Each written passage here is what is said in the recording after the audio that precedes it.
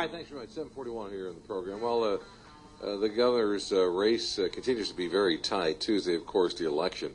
Will it be Scott or Christ? A couple of polls out there right now this morning. Schroth, Eldon Associates poll, a Democratic-leaning poll, has Rick Scott getting 45% support, Charlie Crist 43%.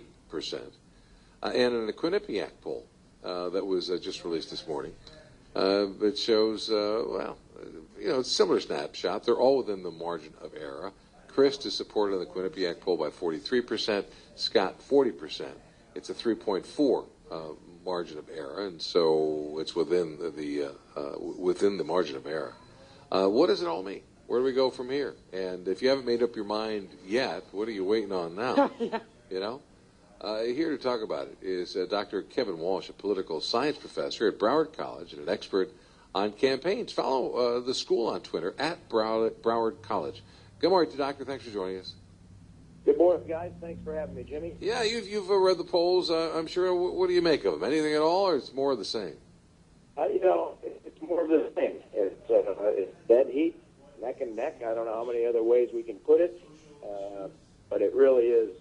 It's difficult to say. It's the unknowables, is the undecideds, and perhaps those who break away from the Libertarian candidate Wiley. Yeah, Wiley, according to this Quinnipiac poll, has 8% of support.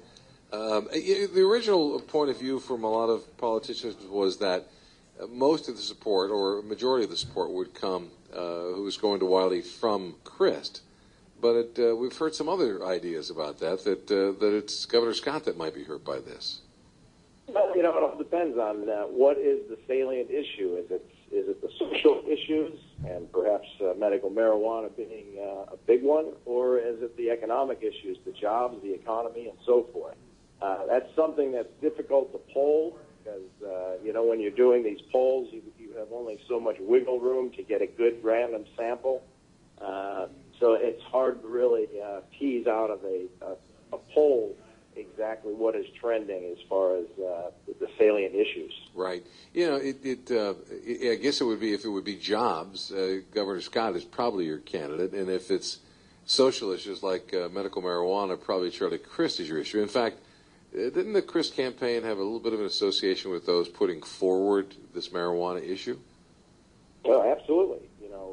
His partner, Charlie Crist's partner, right. John Morgan, is heavily behind it. He's financing it. He's bankrolling this effort, leading the campaign to legalize medical marijuana.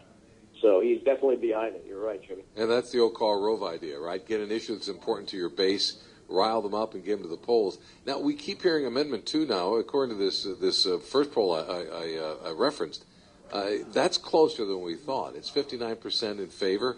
It was 42% against.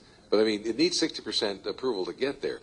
Might that help Charlie Crist because it has become so close?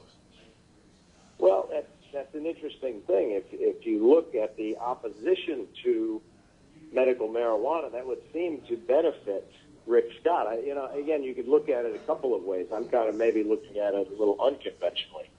There was widespread popularity for medical marijuana several months ago.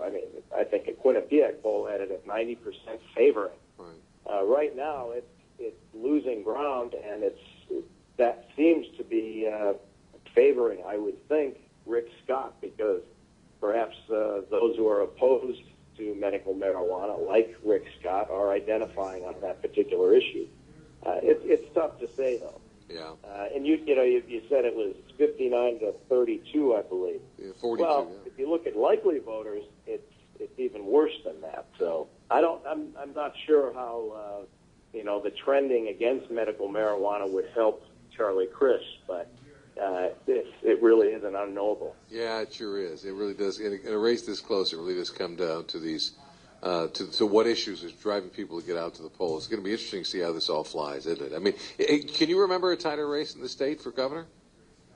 It doesn't seem like, the races have been close in recent years, but not so consistently where there was literally a statistical dead heat over such a long period of time. I don't recall it, no. Right, and these two really don't like each other. You can tell that when they're on stage. They really don't like each other, do they?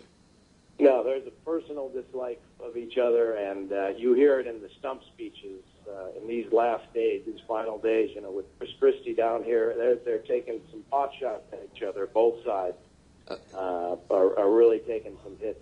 Debbie Wasserman Schultz for Charlie Crist is slamming Rick Scott, right. And of course Chris Christie with Rick Scott is really taking it to Charlie Crist. We're talking to Dr. Kevin Walsh, political science professor at Broward College. Final question for you, Doctor. If this thing goes to the lawyers, and I understand both sides are lawyering up, right? Because if it comes down to a recount, and it's that close, this thing can drag on for quite some time.